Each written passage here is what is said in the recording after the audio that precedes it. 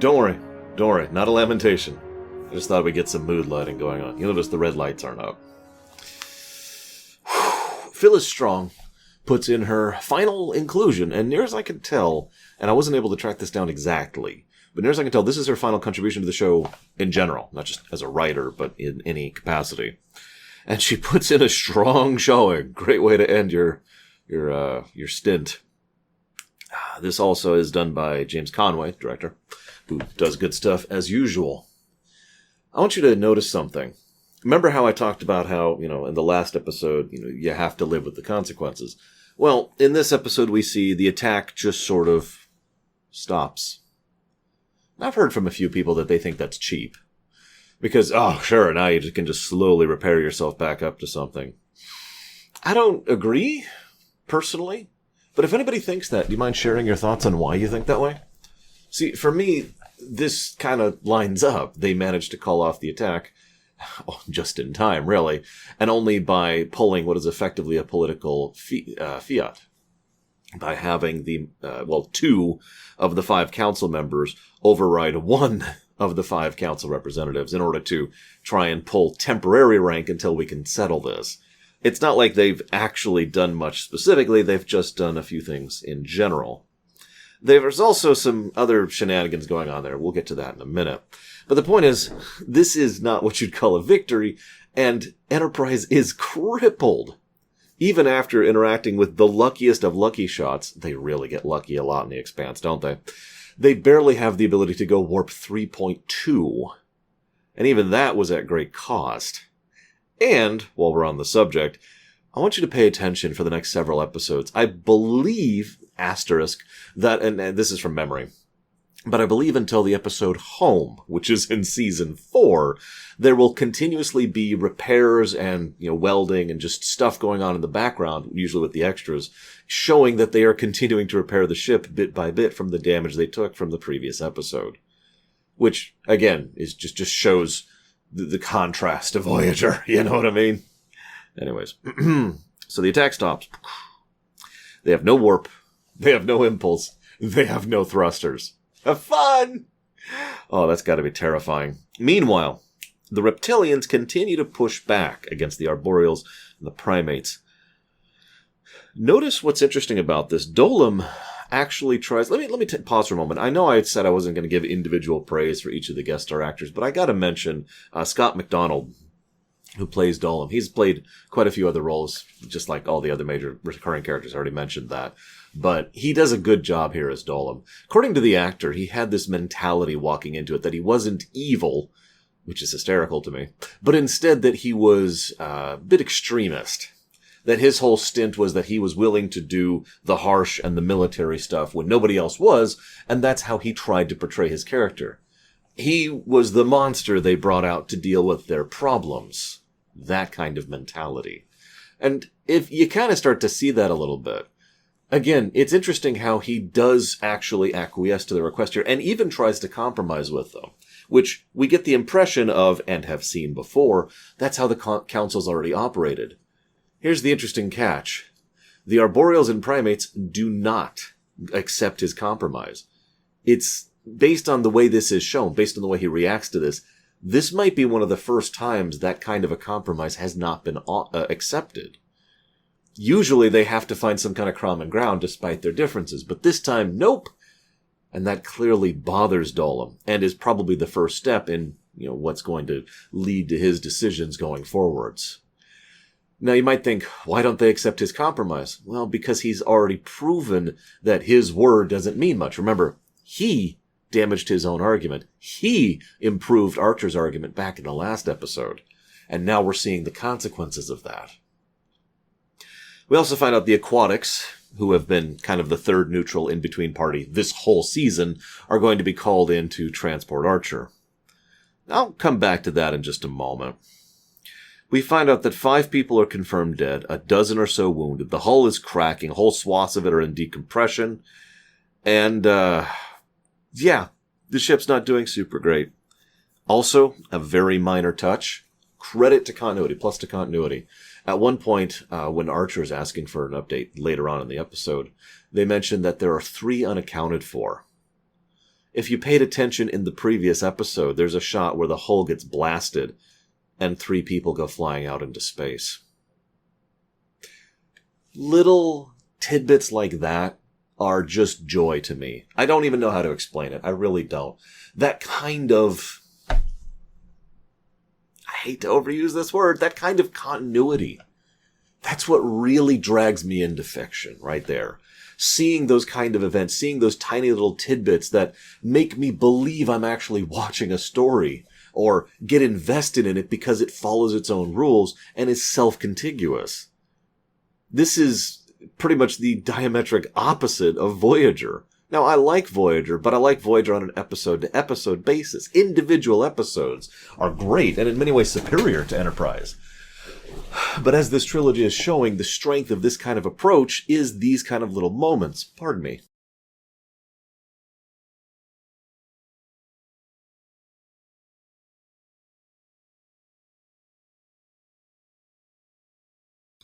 Please forgive me.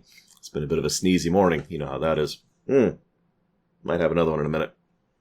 So these little moments, I can't explain it. I really can't. It adds to my enjoyment. It uplifts my enjoyment. Over on my reviews, my video game stuff that I do on the stream, I have a positive I tend to give to story, usually, which is called good usage of internal continuity. In other words, the story references itself and acknowledges its own events, which adds to the enjoyment of the work, which is the core definition of a positive.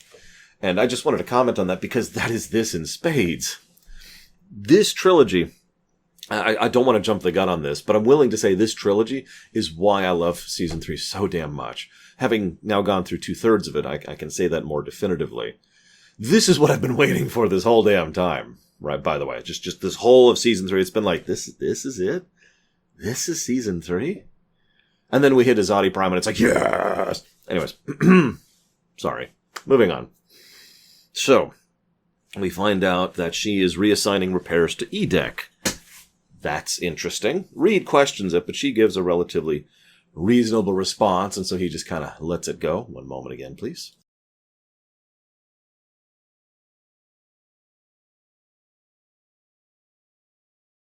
There's a subtle little bit where they mention that it's not exactly safe to be in engineering.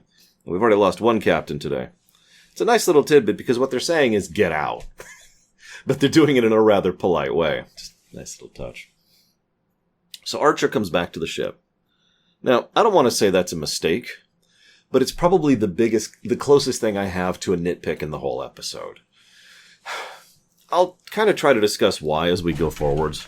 But instead of actually having the camera bouncing between Archer with the rest and, you know, with Dagra and crew and jumping over to Enterprise and, you know, to Paul and Tucker's story, instead we seem the need to grab Archer over so Archer can make the tough decisions and be the main character, which irritates me, even though it makes sense.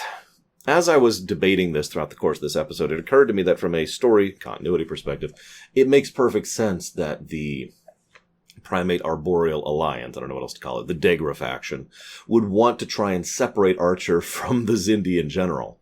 Hence, sending Archer back to Enterprise, and with a coded transmission, which has the children name in order to try and indicate that this is the message, you know, that's the flag, so that they would be able to know the coordinates and when to go meet them.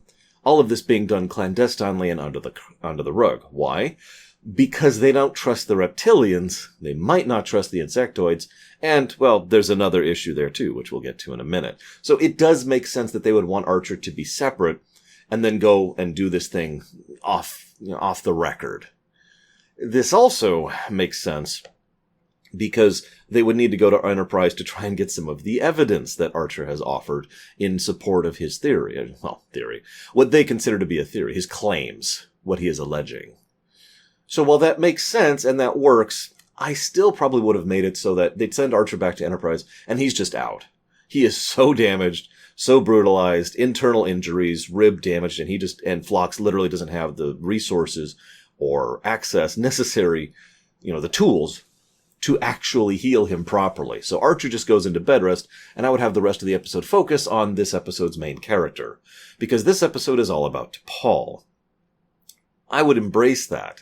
I hate to say this, but it feels like Archer is intruding in this episode. And it irritates me even more because it's for some really good scenes, but it does still feel like an intrusion into Paul's episode, which is kind of irritating. We'll see if Archer intrudes in the next episode as well, because the next episode is Tucker's episode.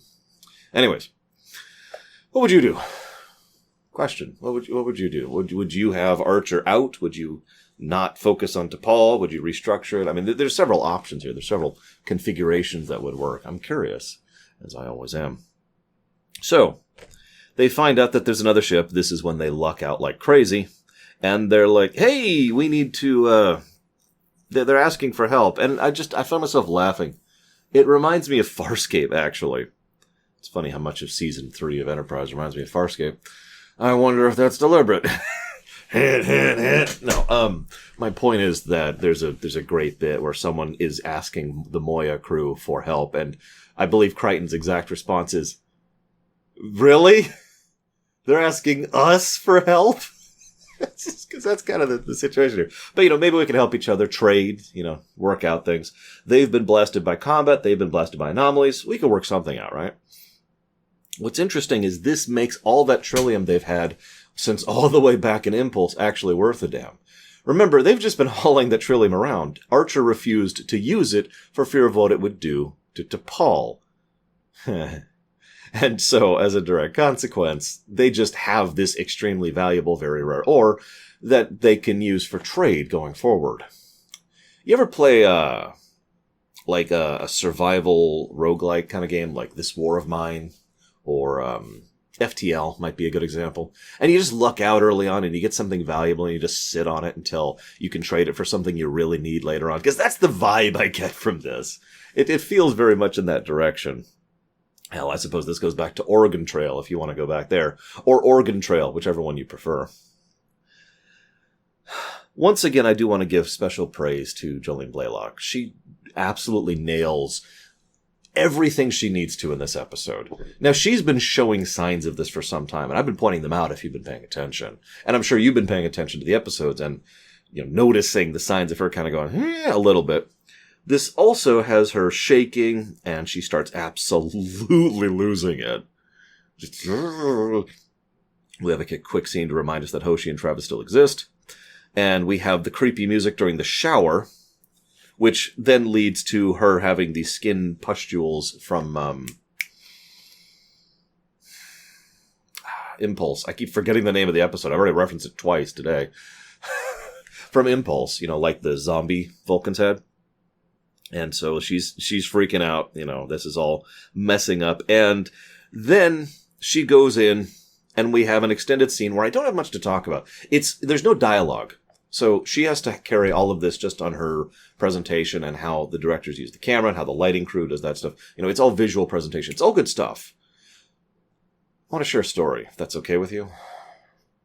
Once upon a time, I was not doing great. This was after the stint on the streets. But I wasn't doing great because I was still having trouble finding a job, which is just one of the worst feelings, by the way, if I might be so bold. Not the worst. I'd say top 20-ish as far as worst feelings. Not being able to get a job sucks. The only reason it's only in top 20 is because I felt so much worse. But,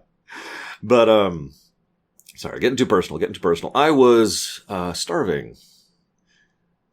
Actual starvation. It's something I've experienced more than once in my life. Now, dehydration's worse. I've been dehydrating to death a couple of times. It's horrific. I can't even explain that one. But starving I can try to explain because I didn't realize I was awake and shaking and desperately making my way to the kitchen until I was already halfway there. It was the middle of the night. I was living with some roommates, one of whom I'm still in contact with, two of whom I'm hopefully still friends with. I haven't talked to one of them in a while, though. And all three of whom we actually ended up parting on, good circumstances. It was, there's no bad things there. They were good roommates. I hope I was a good roommate. Except for this one time when I just went into the kitchen and just stole food and just started eating right there in the kitchen, just manically. There was a desperation to it I can't even describe properly without just using that word. I had to eat. I was starving. I felt terrible about that, owned up to it, and much later, paid that back. But when I finally did luck into a job, this was actually the Arby's job, if you're remembering. But God, that sensation of just, and I'm just literally, I can't quite emulate it because I can't force myself to shake the same way, but I'm just, and it's not shaking, it's vibrating. Your whole being is doing that, though. This is the visible part, the hands, but it's in here. You feel your chest vibrating. You feel like your entire body is just, and you're freaking out the entire time. I had to get that food. The really sad part is it was a bit of bread and some milk. That's all it was. But God, I was losing it. And so I'm watching T'Pol as she's going through this. Now, I've never been addicted to anything of any substance, no drugs, no alcohol, anything like that. Thankfully, I have managed to dodge that particular bullet. But even though what she is going through seems to indicate, a withdrawal, someone who needs their fix, all I can think of is what it felt like to be starving. Because that is how she portrays it. It makes me wonder if the actress has any experience with that in her past, because that's how she portrays it. Anyways, she goes through this whole wonderful scene. And, yeah. The dilemma shows up. This is one of the biggest reasons, plot-wise, why they decided to go ahead and ensure that Archer was back on the Enterprise. Because they needed there to be the dilemma. For a dilemma to be properly crafted, you need to limit the options of the crew. If the crew can take a third option, it's not really a dilemma. Even if it's hard to take that third option, the mere fact that it exists prevents it from being a dilemma. At that point, it is merely a threat that needs to be resolved. A dilemma, by definition, is something where you don't have a right answer. By something where there is no correct path to take. It is a choice of wrongs, and you need to decide where you want to pick that. It's one of the reasons dilemma episodes tend to work so well when it comes to Trek, and fiction in general. So the dilemma had to be constructed. They have a time and a place to go meet Degra. This is it. The Enterprise is pasted, and could be pasted again at any moment if they don't do this. This is, once again, the only card in their hand. They have to get there. They have to honor this. They don't have the ability to communicate that they can't reach it, and they can't reach it. So they need that warp coil. The end. And just like earlier with the outpost on the moon, there's no decision here. This is a simple choice. Archer flat out states, we will give them food. We will give them all of our Trellium D. We will try to compensate these people and help them out so they can survive. But we have to steal their warp coil and effectively strand them without warp drive in another star system. 3-year trip. And that's being nice. And that's assuming they manage to get the Trellium D working and get the repairs working and their power reserves last for that long. There is an extremely good chance Archer has just condemned that crew to a slow death. Or a fast one. So that's the dilemma. What do you do? The problem is, in many ways, there really is no choice here. This is Mass Effect 2's The Arrival all over again. You can do the horrible thing, or lose. Pick. This shows how this trilogy is absolutely on the right track. Remember how I made fun of the darkier, edgier moments of we do what we have to. I'll torture you in the airlock if I must. You remember that? Well, I stand by that. Those moments were dumb. This moment is not. This is why I'm willing to accept Archer being back, even though I wish T'Pol was the one to make this decision. And I think this scene would be even more powerful if it was T'Pol making this decision, especially now that she's struggling with the emotions. Whoever's making the decision is shown the gravitas that it needs to be given. It is shown the proper weight that is actually affixed here. They are going to go pirate people who were their friends. Now, I know friends might be overselling it, but these are people that they helped and helped them, and they traded and they parted on good terms. And that just adds to that. There's even a bit later where the Enterprise is approaching and they're hailing them like, "Hello, can we help you? What's going on?" In just such an innocent way that just twists that knife. We have to attack people who are effectively our allies, at least our temporary allies, who are in a positive interaction with us, who have done nothing wrong, who deserve none of this, because we don't have a frickin' choice. We need that warp coil. It is them or us. You remember I mentioned This War of Mine earlier? I got some real serious vibes of that game in this episode. By the way, if you haven't played that game, I highly recommend it. Great game. Great game. Horrific. Not for the faint-hearted. This also is more of a Cisco moment. You know, I will do this. I don't want to do this. I do not enjoy doing this. I'm going to do everything in my power to make this as less bad as I possibly can. But I have to do this. And this is pushing Archer more into a Cisco territory than the Justice Lord territory he was basically sitting in earlier, or if we're being honest, the Jack Bauer territory. And, well, this also is the kind of thing that adds to the challenge of the situation. Now, one little tidbit, really quick.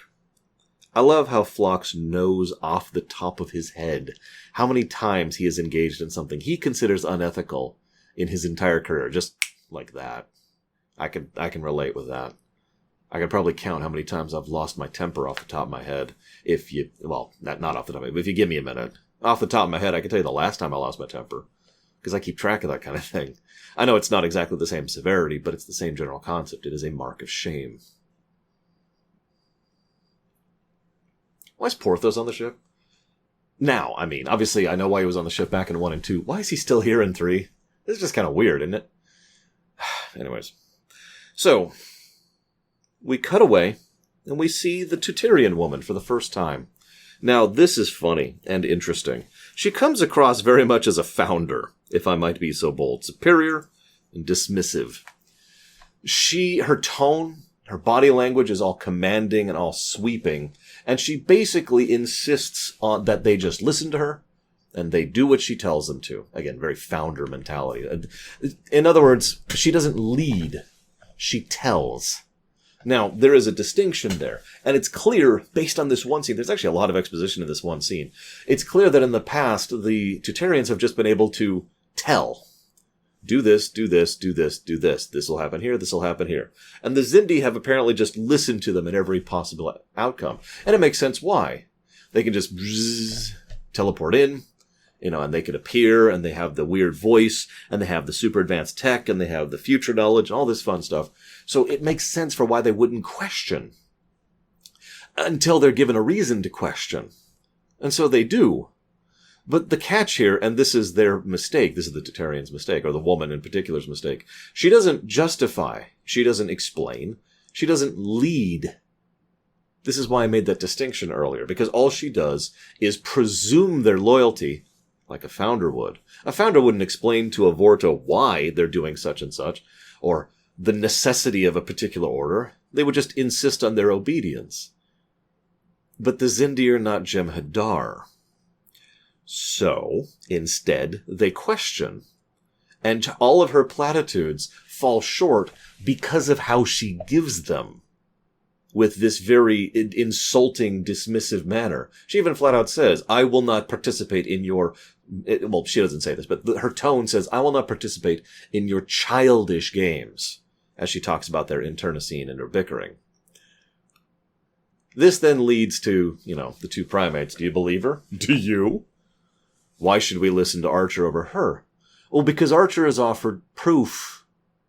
And, I mean, there's other things too. But it's worth noting that from their perspective, in that moment, the Tutarian woman and Archer are both equally unreliable sources of information. Archer is an enemy who... tried to damage and destroy and, was trying to sabotage the weapon and all this fun stuff. So there's a lot of shadow cast on the light of his allegations. But the Tutarian woman, again, did everything I just referenced, did everything I just talked about. So there's a lot of shadow cast on hers. So we're at equal balance. Both are unreliable.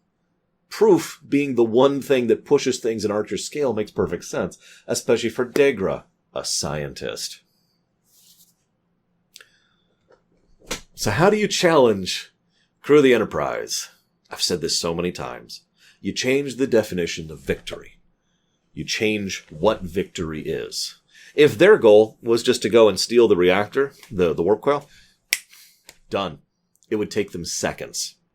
They say this flat out in the episode. For once, the script actually acknowledges what a transporter is and can do. They don't have any shields to prevent beaming. So, done. Game. Instead, they're going to have to go dislodge this thing manually, because if they just beam it over, they're going to cripple the other ship's engines. So the definition of victory is minimize losses.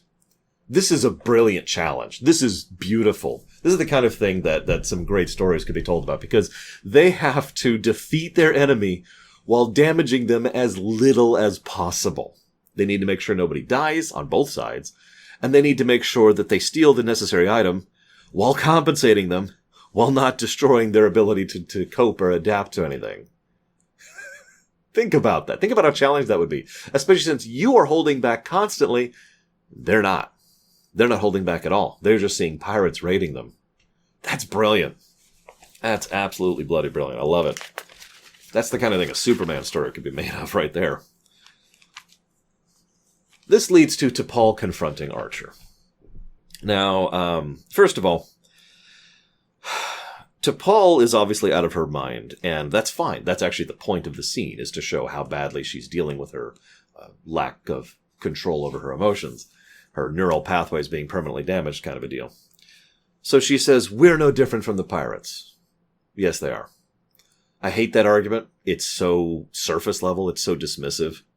People who regularly pirate and raid other people because, survival, is a lot different than we need to do everything in our power to try and ensure that we don't damage these people to get this warp coil that we need under these very specific circumstances to go accomplish this very important mission that we don't have time to have another solution for.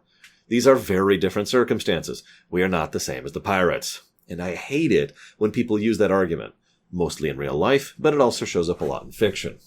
Point number 2, slippery slope fallacy. She actually mentions that. It says, you are beginning to rationalize this, which means you'll just get worse after this. The slippery slope is a concept. But it's almost never applied that way. What I prefer to use the A to Z mentality to explain that, which I'll get to in just a second. The slippery slope fallacy is a form of a logical argument that kind of insists on an unending trend.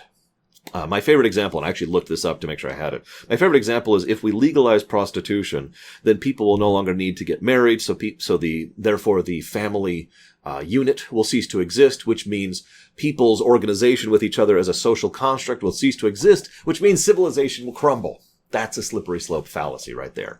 It presumes that it's just going to keep going, and it tries to use that as an argument for why you shouldn't do the very first thing on the top of the step. Now, obviously, there is such a thing as people taking steps and doing that whole thing. That's the A to Z thing. Now, that's my terminology, so forgive me. A to Z is like this. You're at A. Now, Z is way over here, and it's some horrific, terrible thing. If you're at A and you look at Z, you would never do that. But going from A to B is a lot more reasonable, and going from B to C is a lot more reasonable, and so forth and so on. Now, obviously, this doesn't always work, and this is why the fallacy is a fallacy, because at some point you can stop. At some point you might trip over a line, or get to a point where it's like, whoa! Quark, Deep Space Nine, is a perfect example of how A to Z philosophy both works, and also has its own built-in interrupt, because Quark, at several points in DS9, hit a line where he was just like, whoa! And it was just one more step past where he already was, but that step, even though it was a small step, was still a step too far because that was the step that pushed the line for him. So even A to Z does not automatically presume you will go from A all the way to Z. Sense, Mike? Now, I just wanted to mention all this because for once the episode acknowledges that. Too often writers seem to presume that the slippery slope is a total fact. That is, if you start doing this, then you will descend into total madness. And that just always irritates me, for the same reason it does when people use that argument in real life. But instead, we see that both of these arguments are being said by someone who is unstable and effectively just lashing out. She even apologizes for them and admits that she didn't mean them later. Instead, this scene isn't about the ethics of this. That's already been dealt with in the scene between Phlox and Archer.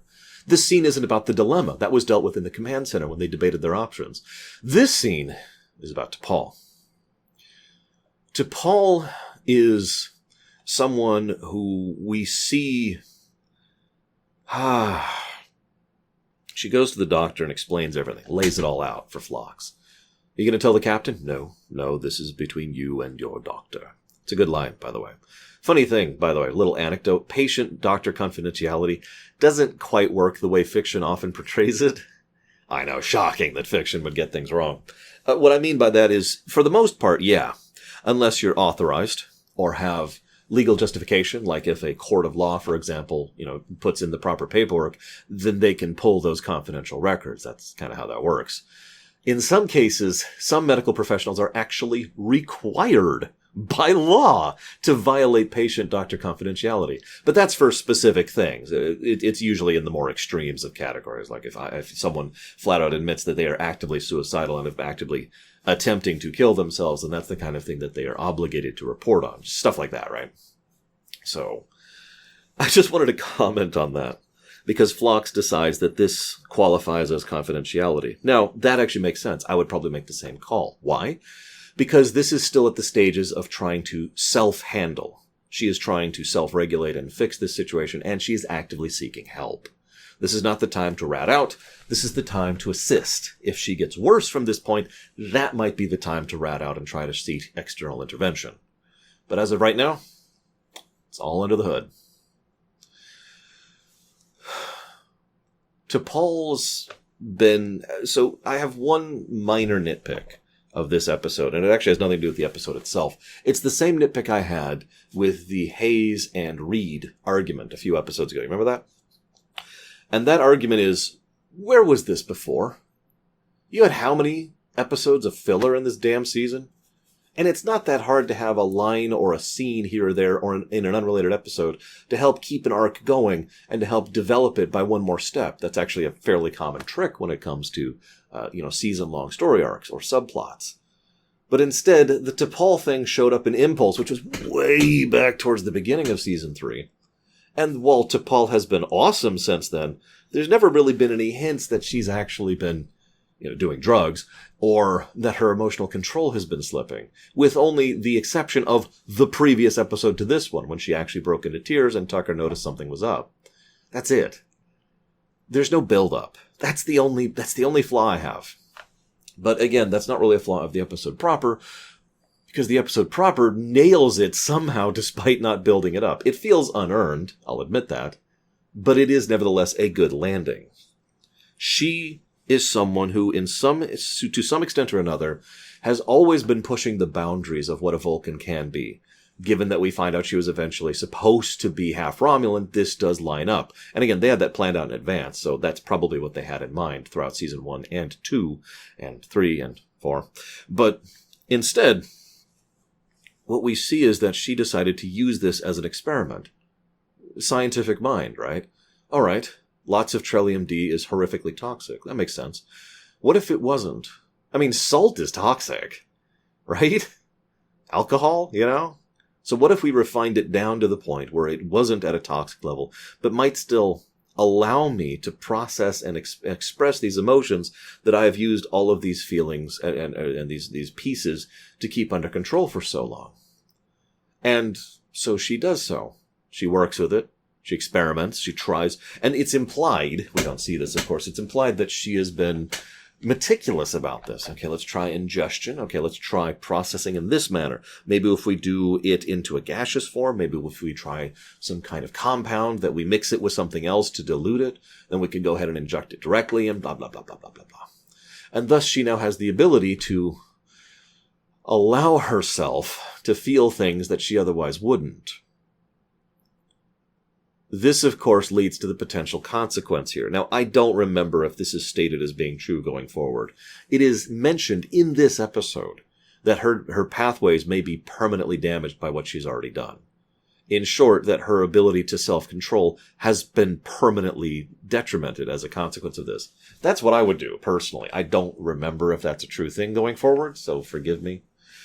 Either way, This also helps to show one of the reasons why she has been having so much difficulty with dealing certain specific things. Cough, cough, Sim. Cough, cough, Tucker. Now that's the big one. That's the only bit of foreshadowing we've really had. And even that would have worked just fine if there was no Trillium D involved. Which, honest thought for a moment, I kind of forgot that Trillium D was involved when I was discussing those episodes, so make of that what you will.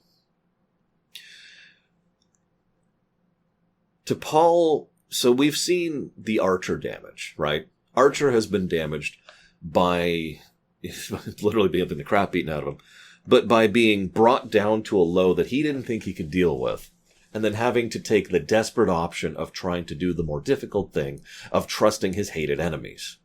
The last desperate gamble. T'Pol has been damaged by virtue of the fact that she no longer has the ability to deal with things. Now that may sound like such a minor thing, but think about what that would mean to a Vulcan in general, and someone like T'Pol and the level of pride she's already displayed prior to now. Someone like Spock is actually a perfect example. Spock's pride was always a key and integral part of his character. It's something that came up a lot in TOS, something I talked about extensively in Amok Time, which I have no idea when that rumination goes live relative to now, but it's something that's talked about. I've already recorded that episode. T'Pol losing control, that's a big freaking deal to her. Not because she chooses to, per se, but because she has actually reached a point of having lost control. That's the interesting part. She mentions how, he's like, when did you realize you were addicted? And she says, 2 days ago. Because up until then, it'd been under control. She still had access to the Trillium. She had the very refined process. Everything was going smoothly and without incident. Everything was under control and therefore entirely accepted. Oh God, I can't get it. Oh God, I can't. I'm hungry. I'm hungry. God, I'm so hungry. Please, I need to get it. I need to get it. And at that moment, she realized she was no longer in control. That's also probably the moment where she realized she wasn't in as much control as she thought she was. With that loss, she is now damaged.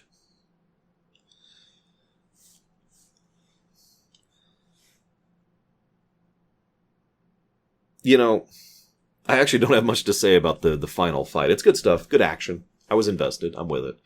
Again, you have to damage your enemy enough without really damaging them, without killing them, without dying yourself. It's a wonderful challenge.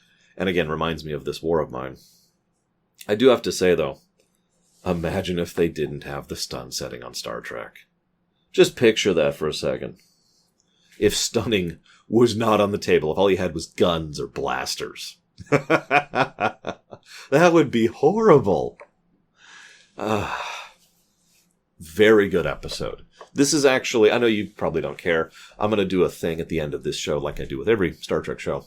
And this is actually topping it out. This is my individual favorite episode. I usually think of the Big Three trilogy as one episode for obvious reasons.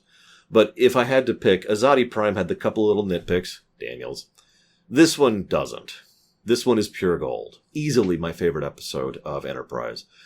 I am very much looking forward to it. So far, my favorite. Very much looking forward to your comments, your thoughts, and the next episode. See you around.